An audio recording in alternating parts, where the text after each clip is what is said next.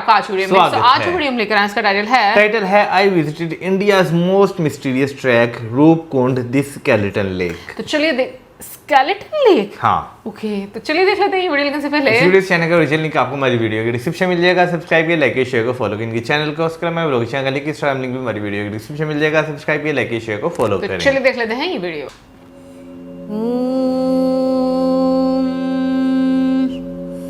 असतो मा सद्गमय तमसो मा ज्योतिर्गमय खूबसूरत है ना।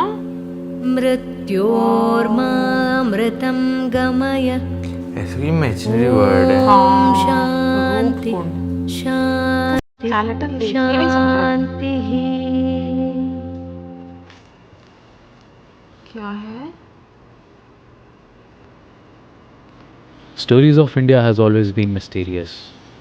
ऐसे ही एक जगह है रूपकुंड और द स्केलेटन लेक। मैंने जब पहली बार यहाँ के बारे में सुना तो मुझे लगा एग्जैजरेट कर रखी होंगी चीज़ें, एक दो लोगों के होंगे स्केलेटन्स वहाँ पर। लेकिन करीबन 5 दिन ट्रैक करने के बाद जैसे ही मैं वहाँ पहुँचा, मैंने देखा एक नहीं दो नहीं, जहाँ पाँव रखो वहाँ हड्डियाँ हैं। काफ़ी रिसर्च हुई है रूपकुंड लेक पर। कार्बन डेटिंग और इन्वेस्टिगेशन में पता चला यहाँ पर 400 से ज़्यादा लोगों के स्केलेटन्स हैं, लेकिन एक सॉलिड प्रूफ किसी को नहीं मिला। यहाँ की स्टोरी क्या है, क्या हुआ था यहाँ पर, किन लोगों के स्केलेटन्स आए। बहुत सारी कहानियाँ जुड़ी हुई हैं इस मिस्टीरियस लेक के साथ, और यही सुनने के लिए मैं ये ट्रैक करने पहुँचता हूँ उत्तराखंड के चमोली डिस्ट्रिक्ट के एक बहुत रिमोट गांव लोहाजंग में, जो बेस कैंप है रूपकुंड ट्रैक का।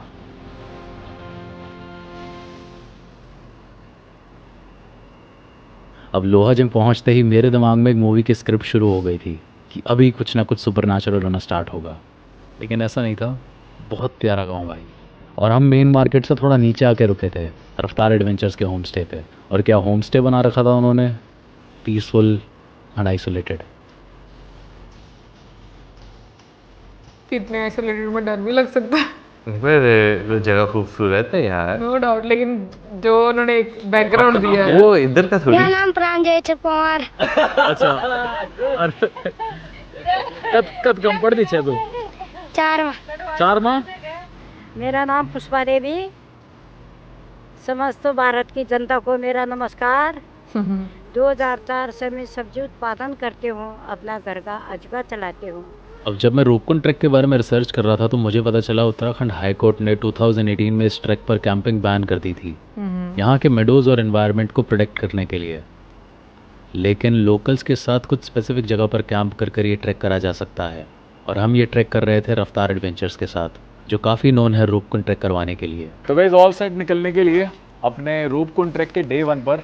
अब यार देखो, ये ट्रैक करने से पहले है ना, मतलब मैंने अभिषेक भाई को बोला कि यार एल्पाइन स्टाइल करें जैसे हमटा पास करा था। इन्होंने समझाया कि यार ये ट्रैक जो है ना, ये इजी टू मॉडरेट नहीं है, मॉडरेट टू डिफ़िकल्ट नहीं है, ट्रैक डिफ़िकल्ट है। और इससे पहले जो मैंने हाईएस्ट ट्रैक कर रखा है वो है 4200 मीटर्स का, और ये होने वाला है 5000 प्लस मीटर। मेरा हाईएस्ट होने वाला है अगर हम ऊपर तक पहुंच गए तो इसलिए हम लोगों ने प्रेफर करा कि यार एक ग्रुप के साथ करते हैं कि अगर कुछ भी चीज़ें होती हैं तो we can easily manage that. यहाँ पे है हमारे साथ एक और ग्रुप। सारे हम कॉलेज फ्रेंड्स थे। ओके। 11 साल पहले पास आउट हुए थे। वाओ।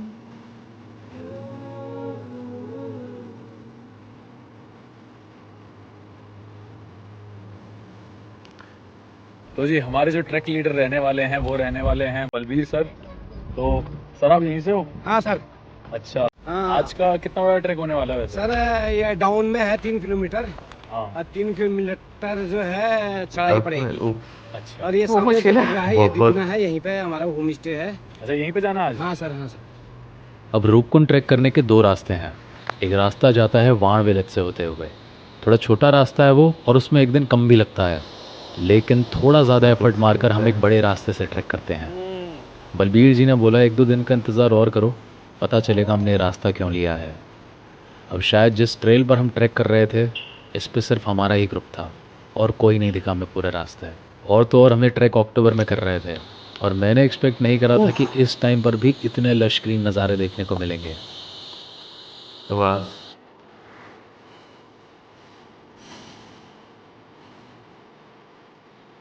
चढ़ाई आ गई ना।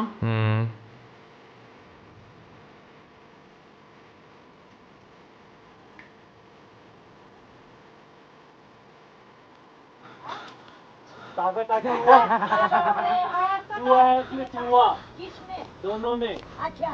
है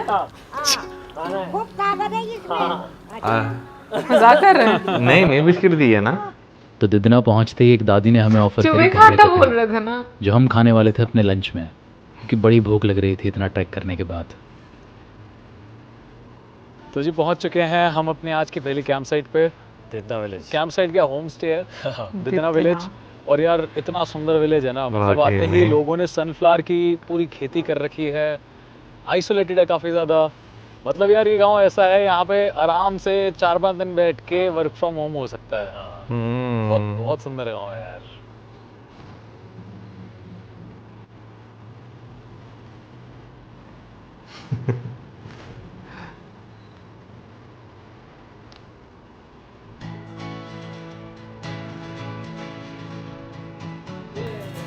तो जी गुड मॉर्निंग। आज है हमारे रूपकुंड ट्रैक का डे 2। यार आज का ट्रैक काफ़ी लंबा होने वाला है, तो इसलिए हम लंच साथ में कैरी करेंगे। आज का जो है 12 किलोमीटर का चलना है। किलोमीटर स्लोप पे है, वहाँ से ज़्यादा दिक्कत नहीं होगी। यहाँ से थोड़ा कहीं पे चढ़ाई होगी, कहीं पे सीधा भी होगा। अब दिदना वॉज द लास्ट विलेज जहाँ हमें इलेक्ट्रिसिटी मिलने वाली थी, इसलिए हमने अपना camera, power bank, phone, battery सब कुछ चार्ज कर लिया था। बलबीर जी ने बताया किसी किसी दिन नेटवर्क भी देखने को मिल जाएंगे, लेकिन आई प्रेफर कोई भी ट्रैक में कर रहा हूँ तो मैं अपने फ़ोन को एयरप्लेन मोड पे ही रखूँ, क्योंकि मुझे लगता है trekking is a meditation, a therapy, a perfect way of reconnecting with yourself. कहीं ना कहीं दुनिया से दूर रह के वो सॉलिट्यूड फील करना। अब ये थॉट्स मेरे दिमाग में चल रहे होते हैं, इतने हम पहुँचते हैं घने जंगल के बीच में एक ढाबे पे, जहाँ मेरी मुलाकात होती है एक अंकल से। तो जी आप अकेले रहते हैं यहाँ पे? हाँ सर, अच्छा, मैं तो 10 महीने अकेले रहता हूँ यहाँ पे। 10 महीने? जी सर, अकेले तो डर तो थोड़ी बहुत अब करना पड़ता है। कुछ कमाने के लिए, कुछ खाने के लिए, अपना रोजगार है, क्या करें। अब अंकल के साथ हुई 5 मिनट की उस बातचीत ने मुझे एक बड़ी गहरी सोच में डाल दिया, और कहीं ना कहीं मुझे पता चला सॉलिट्यूड और लोनलीनेस के बीच का फ़र्क। And as an aspiring filmmaker and storyteller, मैं बड़ा हैरान था ये सोचकर, how can a single frame be so deeply contrasting. वाह कितना खूबसूरत है। बहुत।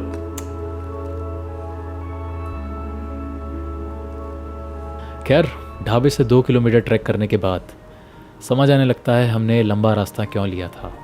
धीरे धीरे इस घने जंगल को पीछे छोड़कर हम अली बुग्याल में एंटर हो रहे थे, और ट्री लाइन क्रॉस करते ही मौसम बदलने लगता है, सब कुछ फॉग में कवर हो जाता है। इसी बीच हमें कुछ घोड़ों की आवाज़ आती है जो इस फॉग में से निकलकर बाहर आते हैं। बड़ा ड्रामेटिक माहौल हो गया था। धीरे धीरे मौसम और ख़राब होने लगता है और हल्की हल्की बूंदाबांदी शुरू हो जाती है, और इसी मौसम में कुछ किलोमीटर और ट्रैक करने के बाद हमें दिखती है फॉरेस्ट की हट्स, जहाँ हमारी कैंप साइट थी।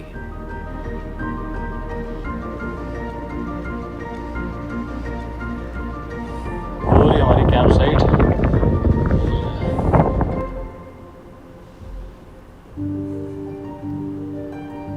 अली बुग्याल।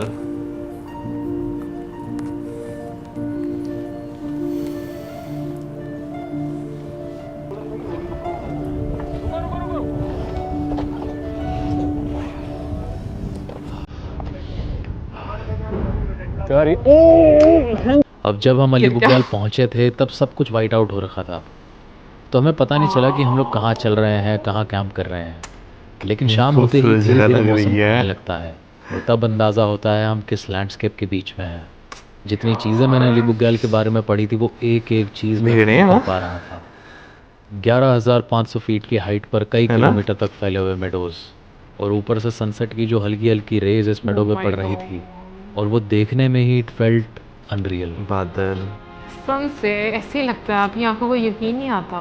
ट्रू। इधर ऐसे लैंडस्केप दोनों को side पे करता है, तरफ। ऐसे हक करके लेट जाओ, है सही ना। बात है। कितना खूबसूरत, और कलर कितना अच्छा लग रहा है ना। यार आंखों को यकीन ना आने। वाओ। बादल देखो, मौसम ऐसे लग रहा है बर्फ है। आज खाने में क्या है? अंडा करी। अरे भाई क्या क्रेजी है। हाँ। कैसे होगा? ओए होए, वेजिटेरियंस के लिए आलू और आलू का झोल, आलू सूप, चपाती, दाल। अरे भाई साहब कितना कुछ बना दिया। कितनी खुशी हो मैंने रही जितने भी है। ट्रैक करे हैं ना, I had the best food and variety of food on this track. मतलब चाउमीन से लेके मंचूरियन से लेके गुलाब जामुन से लेके छोले भटूरे तक खिलाए उन्होंने भाई इस ट्रैक। रफ्तार वालों ने हमें काफ़ी लग्जरी खाना दे दिया है। तो यार अगर आप भी कभी रूपकुंड ट्रैक का प्लान करते हो तो रफ्तार एडवेंचर्स को ज़रूर कांटेक्ट करना। अब एक थम्स अप पूरी टीम को इतने ऑल्टीट्यूड पर भी इतना सब कुछ प्रोवाइड ना? करवाने के सही लिए, बात ध्यान है। रखने के लिए।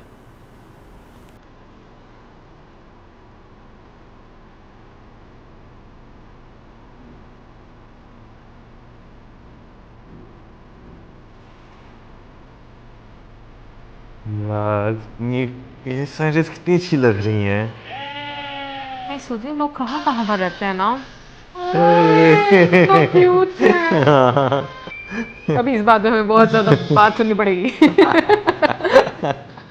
क्यूट है, बहुत क्यूट है। इतने में पता चल जाता है इनकी मम्मी कौन सी है। कैसे पता चलता होगा? तो अजली बुग्याल से ट्रैक कर कर जैसे ही हम थोड़ा सा हाइट पे पहुंचते हैं, हमें दर्शन होते हैं सेक्रेड हिमालयन माउंटेन्स के। फिर हाथी, गौरी। अरे भाई साहब, क्या? वो चौखंबा पर्वत है। ये जो बड़े वाला है। हाँ, सबसे बड़ा जो दिख रहा है। अच्छा। और उसके उस चौखंबा। तरफ केदारनाथ है। केदारनाथ सबसे ठीक नीचे है। अच्छा वहाँ पे। हाँ, और उस तरफ गंगोत्री 1 2 3 भागीरथी पीक सारी उस तरफ। तो आज का ट्रैक ज़्यादा बड़ा नहीं था और आज शुरू होता है कहानियों का सिलसिला। मैं बड़ा उत्सुक था जानने के लिए कि यहाँ के लोग क्या मानते हैं, क्या हुआ था रूपकुंड पर। तो बलबीर जी ने हमें बताया हर 12 सालों में यहाँ पर होती है एक बहुत भव्य यात्रा, नंदा देवी राजजात यात्रा। कई 100 हज़ारों लोग आते हैं इस यात्रा में। और नंदा देवी राजजात यात्रा दशकों से नहीं सदियों से होती हुई आ रही है। तो बात है कुछ 1942 की, जब एक फॉरेस्ट रेंजर पेट्रोलिंग करते करते जैसे ही रूपकुंड पहुँचते हैं, उनकी आंखें विश्वास नहीं कर पाती इतने सारे स्केलेटन्स एक ही जगह पर देखकर। वर्ल्ड वॉर 2 का टाइम चल रहा था, तो उन लोगों को लगा चाइना से कुछ लोग घुसने की कोशिश कर रहे होंगे और बुरे मौसम में वो लोग यहाँ फंस कर मारे गए। काफ़ी सालों बाद जब कार्बन डेटिंग हुई तो पता चला ये स्केलेटन 9th सेंचुरी के आसपास के हैं, जिसने सभी को ये सोचने पे मजबूर कर दिया कि कौन लोग थे ये। अब नंदा देवी राजजात यात्रा का कुछ ना कुछ कनेक्शन था रूपकुंड की मिस्ट्री से। माना जाता है वो स्केलेटन्स है कन्नौज के राजा जसधवल और उनके साथ के लोगों के। राजा जसधवल भी निकले थे इस भव्य यात्रा पर अपनी पत्नी, अपने सैनिकों और नृत्यकों के साथ। यहाँ के लोग मानते हैं इस पवित्र यात्रा में वो लोग खूब हुड़दंग मचाते हुए, खूब मनोरंजन करते हुए जा रहे थे। लेकिन नंदा देवी जी को ये बिल्कुल पसंद नहीं आया और क्रोध में आकर उन्होंने इन लोगों पर बहुत खतरनाक ओलावृष्टि कर दी, जिससे सारे लोग मारे जाते हैं।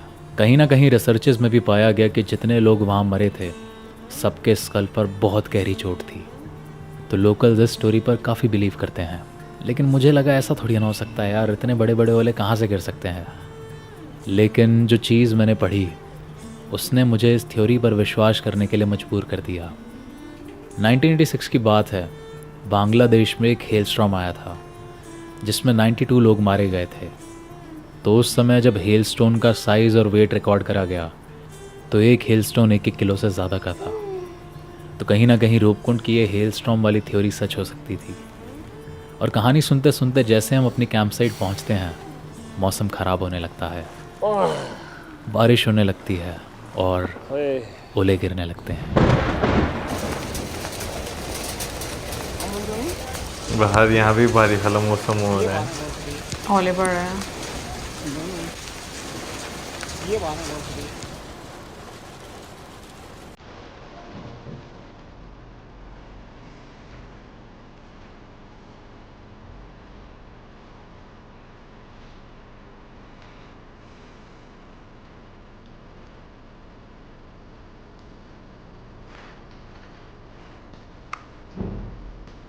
बलबीर जी क्या खिला रहे हो आज नाश्ते में? आज रोल है और चना है अरे वाह, और चॉकलेट है साथ में।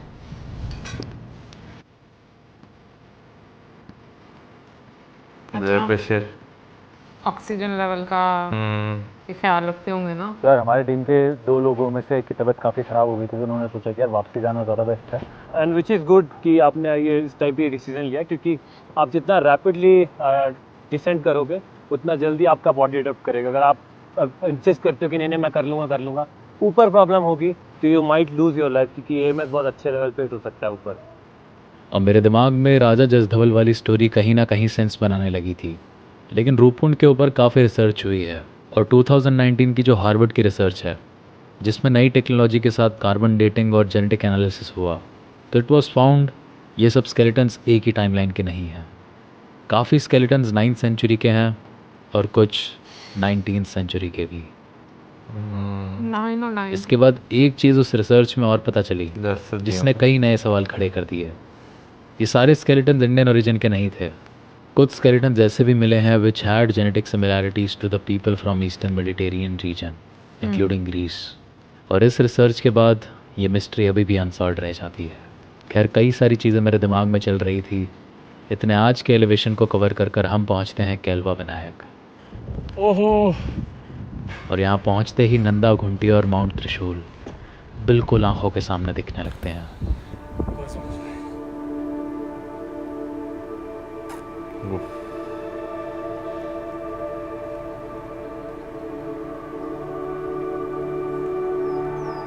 ऐसे लग रहा है जैसे ना ये इमेजिनरी सब कुछ। गणेश महाराज जो गणेश की मूर्ति है यहाँ पे हर साल हर कोई भी आता है तो पूजा करते हैं।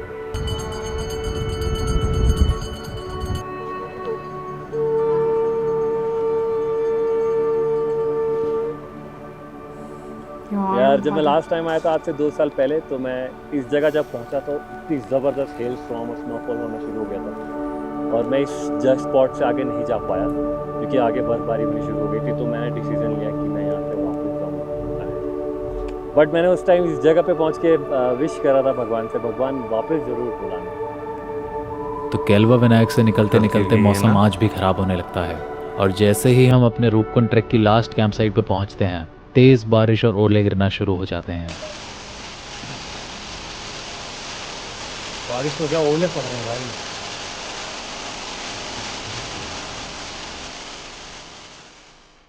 तो यहाँ पे स्नोफॉल लग चुकी है मेरे सामने, मतलब मेरे पीछे धूप निकली हुई है, यहाँ पे स्नोफॉल हो रही है और ये रहा रेनबो।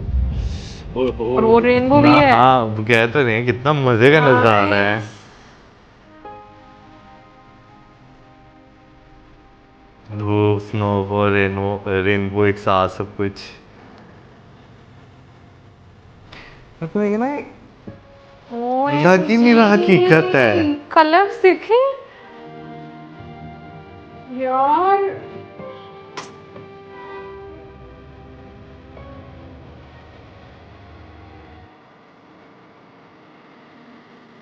अब अगर ज़्यादा स्नो पड़ती तो रूपकुंड पर सब बर्फ़ से कवर हो जाता और शायद हम कल जा भी नहीं पाते। लेकिन लकीली पूरा मौसम खुल जाता है और मौसम इतना ज़्यादा खुल जाता है कि 4200 मीटर की हाइट पर माउंट त्रिशूल के सामने कैंपिंग करते हुए जो स्टार्स देखे ना, मैं कभी नहीं भूल सकता।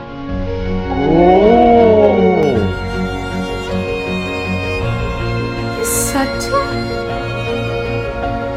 बहुत खूबसूरत। अच्छा मैं वैसे रील्स वगैरह देखी नहीं है लेकिन मुझे लगता था ये सच नहीं होता। बहुत अनरियल है यार। वाह। गॉड। तो जो भी 3:30 बज रहे हैं और अपने रूपकुंड ट्रैक के लास्ट डे पे हम निकल चुके हैं समिट के लिए। तो रात में मुश्किल से 1-2 घंटे की नींद के बाद आज हम 4200 मीटर से 5000 मीटर जाने वाले थे। अर्ली मॉर्निंग समिट करने का सबसे बड़ा रीज़न था मौसम। पिछले कई दिनों से हम देख रहे थे कि 9-10 बजते ही मौसम ख़राब होने लगता था और विजिबिलिटी ज़ीरो हो जाती थी, इसलिए हम समिट के लिए 3:30 बजे निकल जाते हैं। ट्रैक ज़्यादा बड़ा नहीं था आज का, सिर्फ 3 किलोमीटर जाना था, लेकिन इस ऑल्टीट्यूड पर एक एक स्टेप पर काफ़ी एफर्ट लग रहा था और धीरे धीरे ट्रेल का इंक्लिनेशन भी बढ़ रहा था। अब मेरा पूरा दिमाग फोकस था ट्रैकिंग पर, बॉडी की ऑक्सीजन सप्लाई पर। लेकिन इसी बीच ट्रैकिंग से हटकर एक बड़ा थ्रिलिंग सा थॉट मेरे मन में आया। हम उसी जगह पहुंचने वाले थे जहां 400 से ज़्यादा लोगों की मौत एक साथ हुई थी। इनके स्केलेटन्स अभी भी हैं वहाँ पर। शायद लोगों को भी इनकी मिस्ट्री के बारे में अभी तक नहीं पता, लेकिन इन पहाड़ों ने वो हर एक चीज़ देखी है जो उस टाइम वहाँ हुआ होगा। वो भी लोग इसी रास्ते से गए होंगे। मस्ती मजाक करते हुए, बातचीत करते हुए, without knowing they will be transitioning into something which is still the biggest universal mystery, death.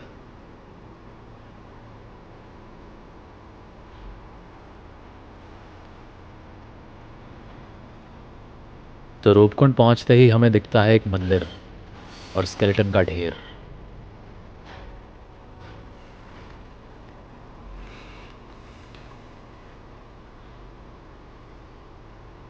फिर हमारी नज़र पड़ती है लेक पर, जिसका पानी सूख चुका था। अब लेक तो खैर हमें नहीं देखने को मिली, लेकिन पानी सूखने की वजह से हम इसके बीच में जा सकते थे। और थोड़ा सोचने के बाद मैं और अभिषेक भाई इसके अंदर चले जाते हैं। And this was the most horrifying moment of this track. अब मंदिर के पास लोगों ने कुछ हड्डियाँ सजा के रखी थी, लेकिन लेक में उतरने के बाद हमने देखा जहाँ पाँव रखने हैं वहाँ हड्डियाँ हैं। मेरे ख्याल से हमारे पाँव के नीचे भी कुछ ना कुछ हड्डियाँ होंगी। लेक के चारों तरफ दुनिया भर की हड्डियाँ थी और काफ़ी सारे स्केलेटन समय के साथ हुई लैंडस्लाइड के नीचे भी दबे हुए थे। अरे हाथ वाथ मत लगाओ यार अभिषेक भाई। एक बड़ा अजीब सा एहसास और एक thought, death is really uncertain, some will face it, others will never see it coming. और कहीं ना कहीं this fact made me question my existence. बड़ा सोचने के बाद मुझे लगा we live because we want to feel the emotion of being somewhere we desire to be. And इस ट्रैक में वो डिज़ायर था इस मिस्टीरियस लेक को देखना and conquering 5000 metre in front of mount त्रिशूल एट जुनार गली। अरे भाई साहब, वाओ, यार उनकी आंखों को ना यकीन नहीं होता ये ऐसे नज़ारे भी एग्जिस्ट करते हैं।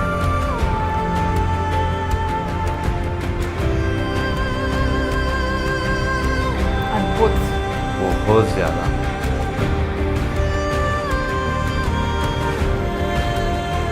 दिल खुश करने वाली।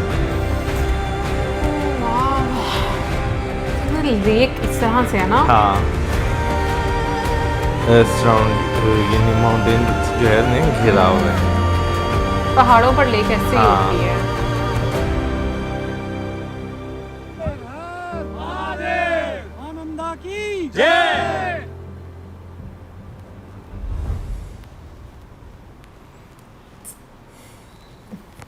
खत्म हो गई खत्म हो गया यार। अल्फाज honestly, नहीं है। हाँ, मेरे पास भी अल्फाज नहीं है। बहुत खूबसूरत। एक तो वीडियो बनाने का स्टाइल, मतलब हाँ। जो एक जिस तरीके से नरेट किया जाता है वो बहुत खूबसूरत है। दूसरा, ट्रैकिंग के जितने भी रास्ते थे वो इतने अद्भुत नज़ारे थे, मैं कहूँगी कि शायद वाकई में मेरे पास शब्द नहीं है। और वाकई में दुनिया इस तरह से रहस्यों से भरी हुई है ना कि आपको समझ ही नहीं आती यार कि दुनिया में क्या क्या है। और आप I mean, किस चीज़ के बारे में बात करो। लाइक स्केलेटन लेक तो एक अलग चीज़ है, बट मैंने कभी ज़िंदगी में इस चीज़ के बारे में सोचा नहीं होगा कि कुछ ऐसा भी होगा दुनिया में। यार सोचना, ये दुनिया जो है ना वो बहुत ज़्यादा मिस्टीरियस है। हकीकतन आप दुनिया को जितना एक्सप्लोर करते जाते हो ना उतनी ज़्यादा चीज़ें जो है वो आपके सामने जो है वो आती हैं। बाकी स्केलेटन, अगर आप नाम एक सुने ना स्केलेटन का, तो आपके जहन में ज़रा चीज़ें जो आती हैं कि भाई इस तरह का नाम जो है उस जगह का जो है वो क्यों रखा गया होगा। लेकिन जो उसके पीछे एक स्टोरी बताई, उसके पीछे भी काफ़ी ज़्यादा भी चीज़ें ऐसी हैं कि वो अगर साइंटिफिक रिसर्च से देखें तो कुछ और हैं, अगर जो है लोगों की कहानियों से देखें यानी कि जो उनकी एक चलती आ रही है उसके हिसाब से जो वो कुछ और हैं। लेकिन भाई जगह वाकई मैं कहूँगा इतनी खूबसूरत है ना, खासतौर पर बर्फ़ पड़ने के बाद ना। वो नार्निया मूवी शायद आपने देखी हो, थोड़ी सी नहीं देखी हुई, बर्फ़ पड़ने के बाद थोड़ी सी ना उस तरह की थोड़ी थोड़ी वाइब्स जो है वो दे रही थी। और मूवीज़ आप देखते हैं आपको पता था कि भाई ये सारा VFX का कमाल है, ठीक है ना। लेकिन जब रियल में आप उस तरह की लोकेशन जो है वो देखते हैं आप यहाँ से कि यार कभी खैर ये जो है वो ट्रैक करना आसान नहीं होता। एक सोचना, इमेजिन करना और जाना भाई लग पता जाता है। जब बंदे का सांस फूलने लगता है ना एक सर्टेन पॉइंट के बाद, फिर बंदे का ना बस हो जाती है। लेकिन मेरा ये भी मानना है कि आपको ऊपर वाले ने कहीं ना कहीं पर बहुत ब्लेस्ड होते हैं कि आपको ये सारी चीज़ें आपकी लाइफ में होती हैं, क्योंकि हर कोई इस तरह नहीं जाता। अभी देखो जैसे बीच में कुछ लोग थे जो कि वापस आ गए, हाँ। क्योंकि उनका वहां तक ही जाना लिखा हुआ था, उससे आगे वो नहीं जा सकते थे। सो मैं ये बोलूँगी कि भाई मुझे सारी चीज़ें स्पेशली जो स्टार्स वाली थी, यकीन करो मुझे तो लग ही नहीं रहा था कि मतलब कुछ ऐसा है जो रियल है। जैसे मौजूद ने बोला कि हम लोग मूवीज़ में देखते हैं, रील्स में देखते हैं, लेकिन वो ये तो वाकई अनबिलीवेबल था कि यार इस तरह। अच्छा यार बट मुझे वैसा वो नज़ारा देखने का बहुत शौक है। वैसे जो है ना, मैंने देखा जो लोग कैंपिंग्स में जाते हैं ना, उन्हें अक्सर जो है ना ये वाले नज़ारे जो है ना, खासतौर पर ये स्टार्स के इस तरह के नज़ारे, या कुछ लोग जो है बहुत ज़्यादा नॉर्थ पोल वाली साइड पर जाते हैं, उनको जो है वहाँ पे वो लाइट्स जो हैं, नॉर्दर्न लाइट्स बोलते हैं, हाँ लाइट्स जो है वो नज़र आती हैं। मुझे इतना शौक है ना वो देखने का, नॉर्दर्न लाइट्स। लाइक तो वो भी कहते हैं भाई जो नॉर्दर्न लाइट्स है ना, वो भी हर टाइम तो नहीं होती, बहुत ज़्यादा लकी लोग जो होते हैं वो जो है वो जाकर जो है वो देख पाते हैं। लेकिन ये कि भाई दुनिया बहुत खूबसूरत है, एंड मैं कहूँगी ये वीडियो भी बहुत खूबसूरत थी, बहुत बहुत अच्छा। और सबसे अच्छी मुझे ये बात लगी, देखो वो जहाँ पर भी गए हैं और उनका बेस कैंप से लेकर खाना देखो, सर्विस कितनी अच्छी उनकी रही है ना, रफ्तार एडवेंचर्स वालों के साथ। एग्जैक्टली। एनीवेज ओवरऑल मैं कहूँगी बहुत ही खूबसूरत वीडियो थी, एंड आई होप आप लोगों ने भी एंजॉय किया होगा। आप में से किस किस ने पहले स्केलेटन लेक के बारे में सुना था या जानते थे, या फिर कभी कोई गया है यहाँ पर कैसा एक्सपीरियंस जो है रहा आपका, वहाँ पर जरूर बताइएगा हमें। और इसी के साथ हमें like, subscribe, share, good bye.